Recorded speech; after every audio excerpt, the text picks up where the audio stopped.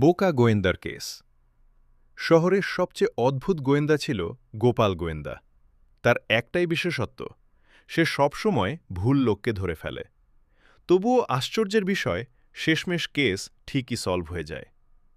একদিন এক ধনী ব্যবসায়ীর বাড়িতে চুরি হল। সবাই খুব চিন্তিত। তখনই ডাকা হল গোপাল গোয়েন্দাকে। গোপাল এসে প্রথমেই কাজের লোককে ধরে ফেলল। এই তো চোর বলে সে চেঁচিয়ে উঠল। কাজের লোক হতভম্ব। আমি কিছুই করিনি বাবু। কিছুক্ষণ পরে গোপাল আবার মতো বদলাল। এবার সে বাড়ির ড্রাইভারকে ধরে বলল, না না, এই লোকটাই আসল চোর। ড্রাইভারও অবাক। আমি তো সারাদিন গাড়ি চালিয়েছি। সবাই মাথায় হাত। এই গোয়েন্দা কি আদৌ কিছু পারে?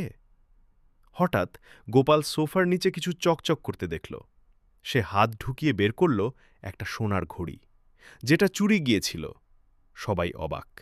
গোপাল গম্ভীর মুখে বলল, আমি তো আগেই বুঝেছিলাম চোর এখানেই লুকিয়ে রেখেছে। আসলে কি হয়েছিল? চোর ছিল বাড়ির ছোট ছেলে। সে মজা করে ঘড়িটা লুকিয়ে রেখেছিল।